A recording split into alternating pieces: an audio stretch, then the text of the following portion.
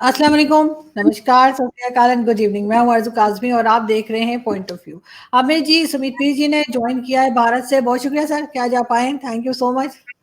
Thank you ma'am, thanks for the invitation. Thank you sir. और हमें सबसे पहले ये बताइए कि इंडिया यूएस के साथ तकरीबन $3 बिलियन की डील कर रहा है ड्रोन्स में। ये सब क्या है और आप लोग मतलब ये सब इतना ज़्यादा क्यों ले रहे हैं? सबसे पहले हम इस पे जाते हैं, फिर बाकी चीज़ें तो ऑफ कोर्स उससे रिलेटेड मैं आपसे पूछती रहूँगी। जी। जी आरजू जी, सबसे पहले शो पे बुलाने के लिए धन्यवाद। हाँ, ये आज खबर पब्लिक हुई है, जबकि इस खबर पे काफी दिनों, काफी महीनों से बात चल रही थी।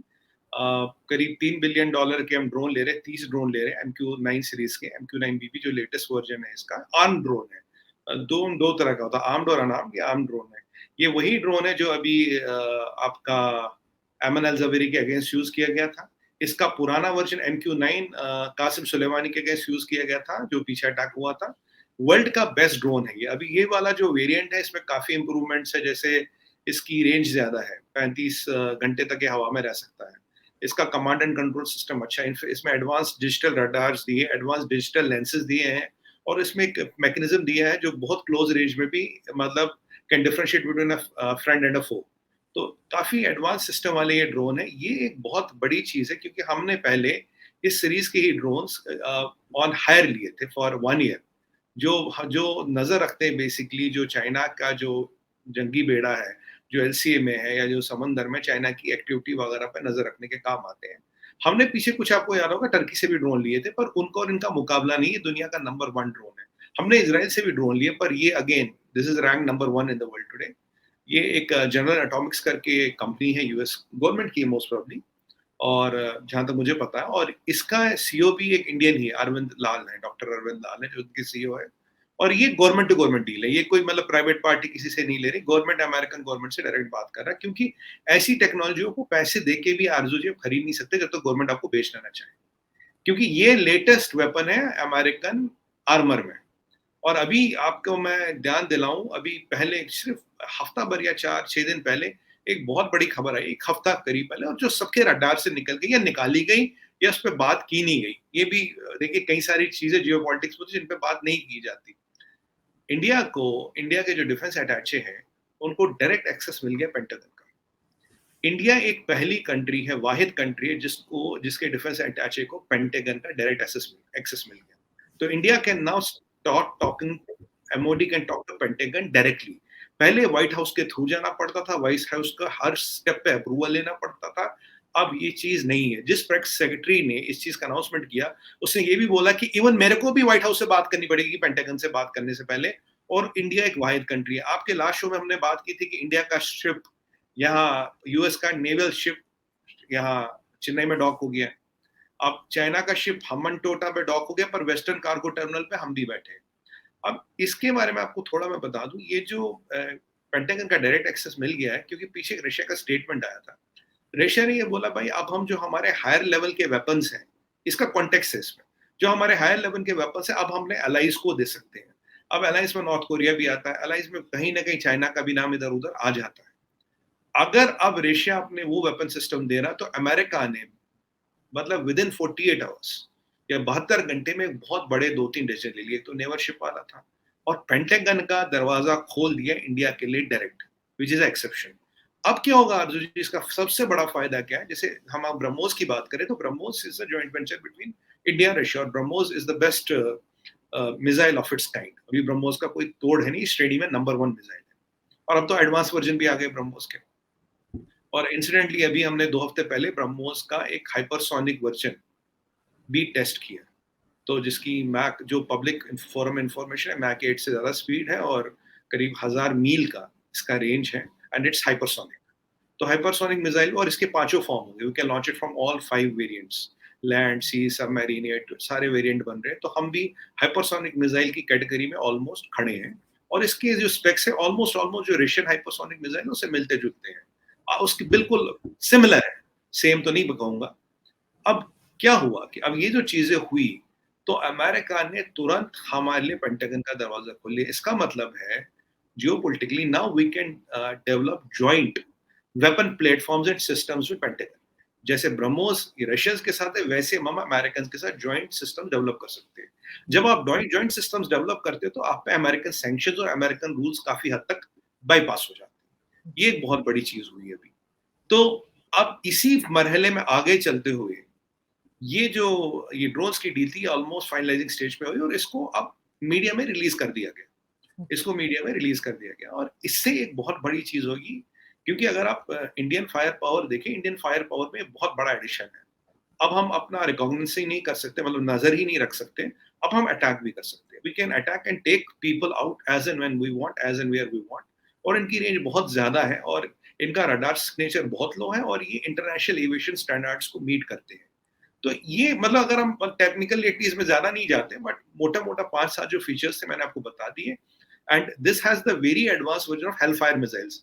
हेलफायर मिसाइल्स बहुत एडवांस मिसाइल्स हैं जो ड्रोन्स में लगाए जाते हैं, और जो हेलफायर पहली बार यूज किया गया था एमन अल्जवेरी के अगेंस्ट। मतलब ये चलाया गया तो इसकी मार से कोई नहीं बच सकता, इससे बचना असंभव होता है। जबकि पाकिस्तान ने शायद कुछ चाइना से ड्रोन लिए थे और तहरीक तालिबान वालों पे चलाए थे, तो दोनों मिसाइल फटे नहीं थे। जितना चाइना का खिलौना रिलायबल होता है उतने उनके ड्रोन रिलायबल है। चलिए उस पर नहीं जाते, ये कोई कंपैरिजन नहीं, क्योंकि इन मशीन्स में रिलायबिलिटी इज एवरीथिंग और टेक्नोलॉजी इज एवरीथिंग। और अमेरिका से आगे और इसराइल के आगे इस टेक्नोलॉजी में कोई दुनिया में है नहीं। और जब तक लोग वहां पहुंचते वो 10 साल और आगे निकल जाते हैं। तो ये एक बहुत बड़ा स्ट्रैटेजिक मैं मानूंगा कि जो हमारे एरियल एसेट्स हैं, कि ड्रोन्स को भी एरियल एसेट्स में गिना जाता है, it's a big addition to our capability on land, on sea, and in mountainous and hilly terrains, in deserts, wherever our periphery is, we have added capability to do recce and capability to strike at will. This is what these drones mean to us. और हमारे अपने भी drones हैं, हम अपना भी एक variant बना रहे हैं, एक अपने भी एक अपना वेरिएंट भी बना रहे हैं। तो अगेन है जो इंडिया की पॉलिसी है, 4-5 तरह के वेरिएंट्स रखना, किसी एक तरह के वेरिएंट को नहीं रखना। ये बेसिकली इस चीज को लेके, और आरजू जी अभी तो अटैक हेलीकॉप्टर्स की भी बात होगी। अटैक हेलीकॉप्टर्स हमें रशिया को पीछे देने थे, पर दे नहीं पाए सैंक्शंस वैंक्शंस के कारण, वो अमेरिका जाएंगे। और भी बहुत मिसाइल सिस्टम्स वगैरह की बात हो रही है, डिफेंस सिस्टम्स की बात हो रही है। अभी S-400 की दूसरी बैटरी आ गई है, लद्दाख में लग गई है। पंजाब में तो पहले लग गई थी, लद्दाख में लग रही है, S-400 भी आ रहा है। तो इंडिया कॉन्स्टेंटली अपना आर्सनल और आर्मरी अपग्रेड कर रहा है। हाँ, ये है कि कुतुब मीनार पे चढ़ के वो उसको ऐलान नहीं करते, बट जो जब चीजें हो जाती है, कंक्लूड हो जाती है, तब उसको डिस्क्लोज किया जाता, तब उसको बताया जाता। बट मैं आपको ये भी बता सकता हूँ कि विद ऑल ड्यू रिस्पेक्ट्स, अभी हमें करीब 600 नए जहाज within span of time, our plan is to have 600 more aircraft. Attack भी होगा, सपोर्ट भी होगा, जिस तरह का जिसको भी एयरफोर्स को जैसा जो मिक्स ठीक लगेगा, हमें और खरीदने हैं। So will be buying a lot more aircraft. 600 की तो हमारी ऑलमोस्ट एक विजन डॉक्यूमेंट है, जिसमें हमें 600 अटैक फाइटर जेट चाहिए, और ये 5th जनरेशन के, 6th जनरेशन के होंगे। इसमें कुछ स्टेल्थ भी होंगे, लॉन्ग रेंज बॉम्बर्स भी होंगे। तो ये काफी मिक्स एंड मैच होगा, और टेक्नोलॉजी का ऐसा मिक्स एंड मैच होगा जिसको बेसिकली भेदना किसी के लिए भी इम्पॉसिबल हो। ये थॉट प्रोसेस और स्ट्रैटेजी है इसके पीछे जी। लेकिन ये भी कहा जा रहा है जमीन पीर जी के यहाँ पे जो है, यानी ग्लोबल रैंकिंग में जो है वो चाइना को अपने पीछे छोड़ दिया है भारत ने, और थोड़ा आगे गया। इस बारे में बताइएगा। हाँ, WDMMA की ग्लोबल रैंकिंग आती है, 2022 की रैंकिंग अभी रिकॉग्नाइज हुई है। WDMMA एक वर्ल्ड की ऑर्गेनाइजेशन है जो मोस्ट ऑथेंटिक रैंकिंग देती है एयर पावर की। वो करीब 47-48 हजार एयरक्राफ्ट को स्टडी करती है। वो 98 कंट्रियों में प्रेजेंट है और उनकी एयर सर्विसेज को स्टडी करती है, उसके अकॉर्डिंग वो रैंकिंग देती है। अभी बहुत गर्व की बात है, नंबर 1 रैंकिंग है यूनाइटेड स्टेट्स ऑफ अमेरिका की कंट्री वाइज, नंबर 2 है USSR की या रशिया जिसे हम कहते हैं, और नंबर 3 रैंकिंग है अभी इंडिया की, नंबर 4 है चाइनीज एयरफोर्स की, और 18 नंबर पे आता पाकिस्तान। ये मैं आपको बड़ी, और आज हम जापान, UK, फ्रांस से भी आगे हमारी रेटिंग आ गई है। और इसमें एक बहुत बड़ा इंपॉर्टेंट फैक्टर रहा है राफेल का आना, क्योंकि अगर आप देखें तो एक बहुत बड़ा डिस्कशन हुआ था कि भाई ये इंडियन एयरफोर्स की रैंकिंग इतनी ऊपर कैसे, चाइना के पास ज्यादा जहाज हैं, चाइना के पास करीब 3400 जहाज है, इंडिया के पास करीब 1800 जहाज है, तो उनकी रैंकिंग ज्यादा होनी चाहिए। आजू जी मैं आपको बताऊं, जो 3400 में से 2000 जहाज है वो J8 है। J8 क्या है? J8 MiG-21 की कॉपी है। नंबर में तो ज्यादा दिखते हैं, पर औकात में ज्यादा नहीं है। और चाइना के जो बाहर के फाइटर्स हैं, मेनली रशियन फाइटर्स हैं, और उनके पास कुछ जैगुआर्स है, उससे ज्यादा रशियन फाइटर्स हमारे पास है, उससे ज्यादा जैगुआर्स है।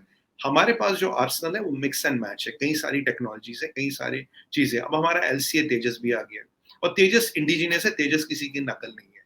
और अगर आप देखिए एयरफोर्स में एक रेशियो होता है अटैक हेलीकॉप्टर और सपोर्ट एयरक्राफ्ट का, और एक होता है ट्रांसपोर्टर और ट्रेनर के, इनका एक रेशियो मेंटेन करना होता है। इंडिया का रेशियो बहुत अच्छा है क्योंकि आपके पास सपोर्ट में ज्यादा होना चाहिए अटैक से, क्योंकि अटैक हेलीकॉप्टर्स और attack aircraft is as good as support. और अगर हम देखें इसमें अपाची भी है, इसमें चिनूक भी है, इसमें हरक्यूलिस भी है, इसमें AN-32 भी है, इसमें ग्लोबास्टर भी है, इसमें फ्रेंच भी एयरक्राफ्ट है, और अभी हम वो ले रहे हैं। अभी ऐसा नहीं कि रुकना बंद हो गया, अभी हम ले रहे हैं। अब देखिए LCA, ये हमारे ड्रोन भी आ गए। तो ये सब चीजें जब आती है तो वो एक कहावत है ना हिंदी में, मैं छोटी जनरिक सी बात में कहते हैं ना कि 100 कुत्ते मिलके भी शेर का शिकार नहीं कर पाते, यहाँ वो कहावत लागू होती है। आप कॉपियां कर करके जहाज बनाओ, पर उनकी औकात उनसे डिटरमाइन नहीं होती कि आप कितने जहाज खड़े कर दो, आपके पास फायर पावर क्या है। अब देखिए राफेल में का जो फायर पावर है, एक मिसाइल तो उसमें ऐसा लगा जो सिर्फ इंडिया को बेचा जाएगा और दुनिया में किसी को नहीं बेचा जाएगा। अब सुखोई 30 में हमने MKI जो वर्जन इंडिया में, उसमें हमने ब्रह्मोस लगा दिया, ब्रह्मोस क्रूज मिसाइल लगा, और भी कई सारी चीजें हमने इसमें की है। और मैं आपको एक और बात बता दूं, ये चाइनीज बड़े बात करते हैं J-20 स्टेल्थ फाइटर की। सच्चाई ये आरजू जी, आज के डेट में जो हमारा advance radar upgraded radar system लगा है सुखोई MKI में, सुखोई 30 MKI में जो इंडियन वेरिएंट है, सुखोई MKI का रडार J-20 को आराम से देख सकता है। इतना बढ़िया है चाइना का स्टेल्थ J-20 कि वो भी किसी की कॉपी की होगी। अब देखिए कॉपी कभी भी ओरिजिनल जैसी नहीं होती, और जब आप 38,000 फुट पे होते हो और मैक 2 मैक 3 पे चलते हो, रिलायबिलिटी इज एवरीथिंग। आपको वो 1 सेकंड मिलता है काम करने का, इवन इंजेक्शन के लिए भी आपको 7 सेकंड मिलते हैं।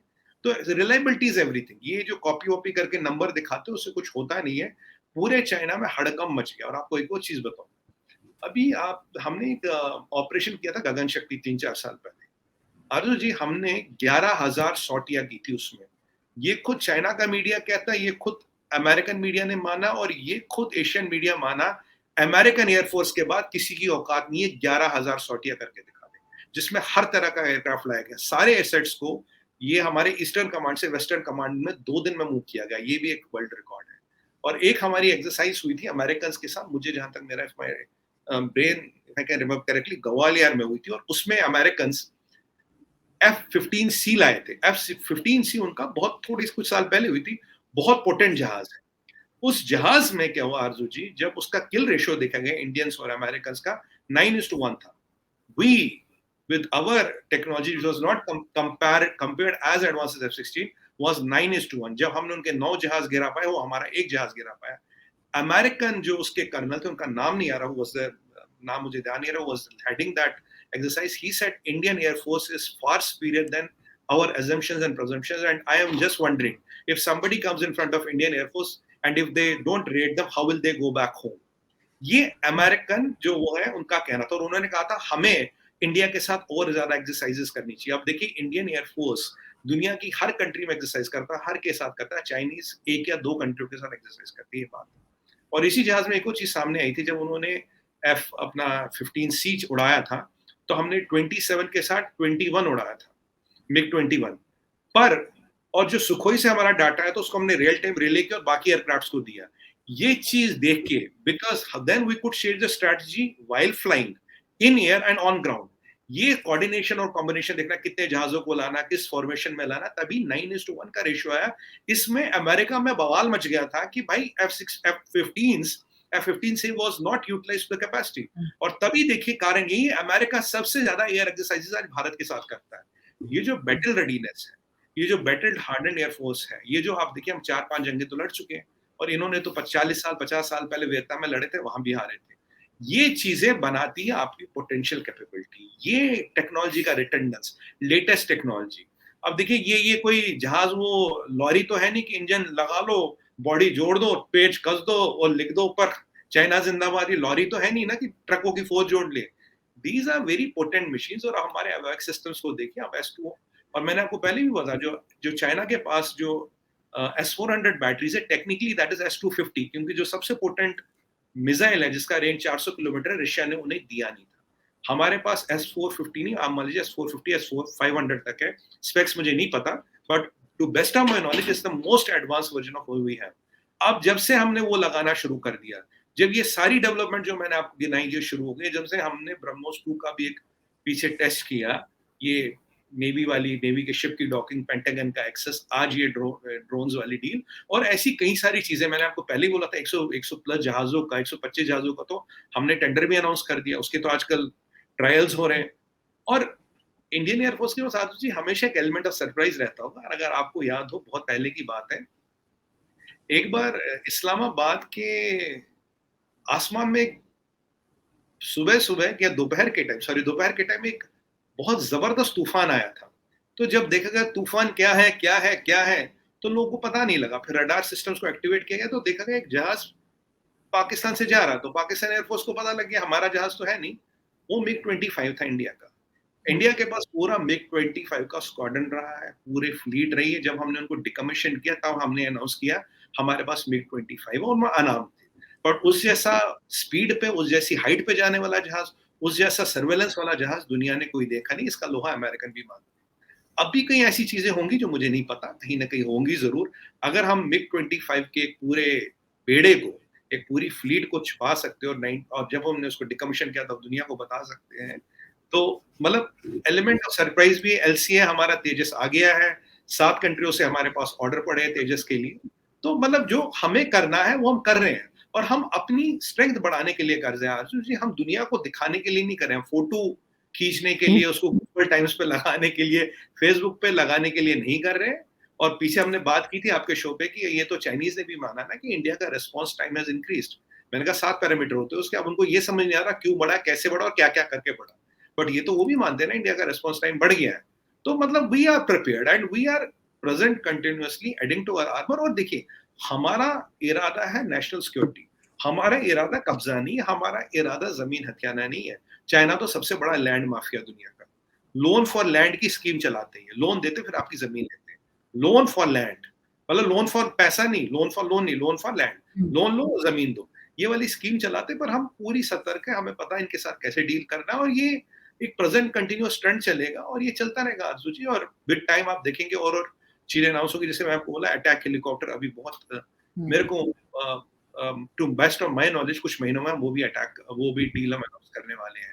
अपाचे चिनूक वगैरह तो है और भी कर रहे हैं हम अनाउंस। अमेरिका से हम डील होने वाली है, वरना रशियंस को मिलने वाला था। इनफैक्ट हमारे रशिया से कुछ हमें 29 लेने थे और सुखोई लेने थे, बिकॉज ऑफ सैंक्शंस वो थोड़े डिले हो गए।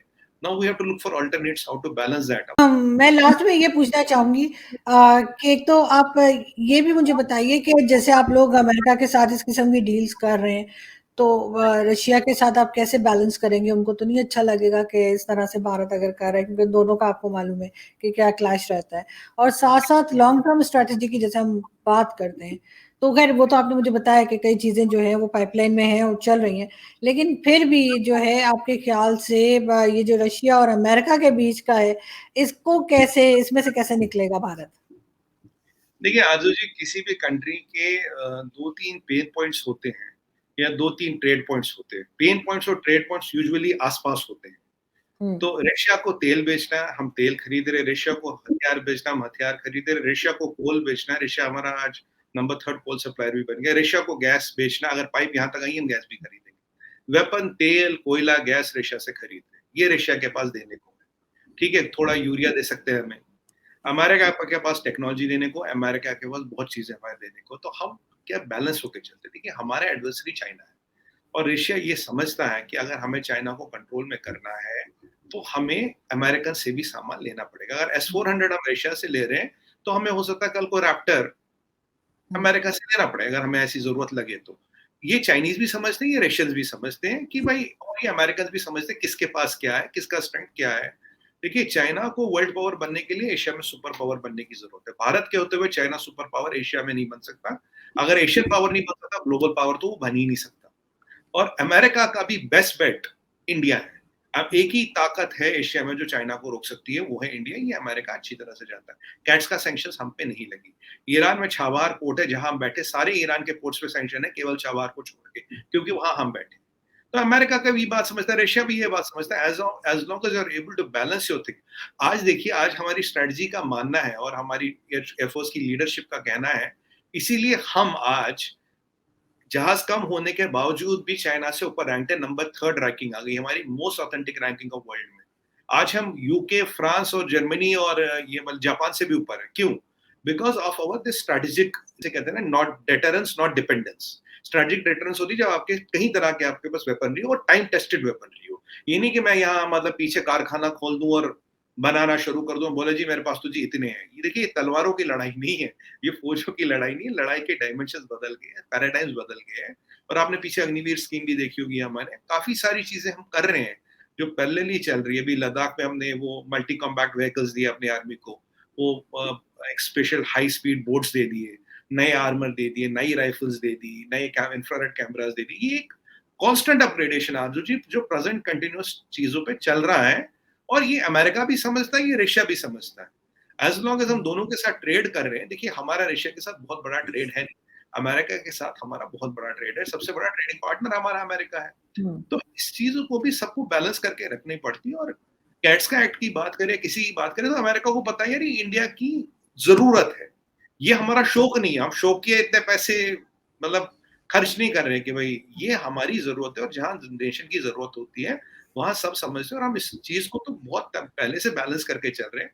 और आरजू जी, मैं आपको एक और बात बताऊं, मैं शुरू से अपने नेशनल टीवी भी ये कह रहा हूँ, आप रशिया को काम देते रहो, आप रशिया से चीजें लेते रहो, रशिया आपका दोस्त बना रहेगा। जो रशिया के पास चीज नहीं वो अमेरिकन से ले लो, जो अमेरिकन के पास नहीं वो फ्रेंच से ले लो, जो फ्रेंच के पास नहीं है वो इजराइल से ले लो, उनके पास नहीं तो यूके से ले लो। दुनिया में बहुत जगह से सामान मिलता है, आपके जेब में पैसे हो और आपके इंटेंशन अच्छे हो, आपके दोस्ती हर एक से आपको देगा। और यही पैसे चाइना के पास भी है, पर उसको कोई सामान देने को तैयार नहीं है। यही पैसे चाइना के पास भी रखे, पर उसको सामान देने को तैयार नहीं है। ये फर्क होता है जब हम बोलते हैं वासुदेवम कुटुंबकम सर्वे संतु निरामया। तो मतलब the world is our family and let the world be disease free, तमसो मां ज्योतिर्गमयम, let there be light and wisdom और नॉलेज एवरीवेयर। जब आप इस मानसिकता के साथ चलते हैं तो दुनिया आपकी दोस्त बनती है, दुनिया आपको सपोर्ट करती है। ये टेस्टिमनी है, this testimony is working on the ground. जब आपकी जर जमीन और जोरों पे नजर हो तो आपके पैसे रखा हुआ पैसा भी कोई लेने को तैयार नहीं। ये भी एक हकीकत, ये भी हकीकत है जिंदगी, अगर आप दोनों में कंपेयर करें। बाकी देखिए जो हमें अपने लिए करना कर रहे हैं, कुछ पब्लिक डोमेन में आएगा, कुछ नहीं आएगा, कुछ बताएंगे कुछ नहीं बताएंगे, बट हाँ हम काम कर रहे हैं। और जो मैंने आपको लास्ट टाइम भी बोला था, एक चाइना का कॉन्सेप्ट आया था स्ट्रिंग ऑफ पर्ल्स। आज आप नेकलेस ऑफ डायमंड्स को स्टडी करें, it's a much powerful and a resilient concept.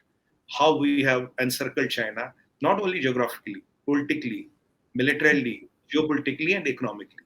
उन्होंने तो हमारा थोड़ा ज्योग्राफिकल घेराबंदी करने की कोशिश की, हमने 5 लेयर की घेराबंदी उनकी कर दी, और ये वर्क चल रहा है। पर हम वो ग्लोबल टाइम्स की हमें जरूरत नहीं पड़ती ये सब करने के लिए, हमें उस पर वो आर्टिकल नहीं छपवाने, फोटो नहीं छपवाने। जो काम करना कर, देखिए डील हो गई, पेपर में छाप दिया। अगर हम पहले अरे ये कर रहे भाई, वो ले रहे, वो कर रहे, वहां ये कर रहे हैं, वहां वो कर रहे हैं, वो पप्पू पेजर वाली डिप्लोमेसी काम नहीं आती। जब काम हो जाए आप दुनिया को अनाउंस कीजिए, दुनिया को बोलते काम हो गया। जैसे इंटरनेशनल इकोनॉमिक फोरम जब बनता है तब चाइना क्या करता है, जापान के आसपास जहाज घुमा के वापस लाता है। वो कहते हैं ना खिसियानी बिल्ली खंबा नोचे, वो वाला काम नहीं करना, जो काम करना वो करके रहते और निकल जाते हैं। जी नहीं, होना भी यही चाहिए कि जिस वक्त काम कर रहे हैं उस वक्त अनाउंस ना किया जाए, बल्कि जब उसमें कामयाब हो जाए, सक्सेसफुल हो जाए, तभी दुनिया को पता लगना चाहिए। क्योंकि वो हमारे यहाँ तो वो देसी तरीका भी ना, हम कहते जी नजर हो गई है, तो वो काम जो है थोड़ा खराब भी हो जाता है। तो इसलिए मेरे ख्याल है बाद में ही अनाउंस करना चाहिए। Thank you so much sir कि आज आपने ज्वाइन किया, बहुत अच्छा लगा आपसे बात करके। जल्दी फिर मुलाकात होगी। थैंक यू, थैंक बहुत ख्याल रखिएगा।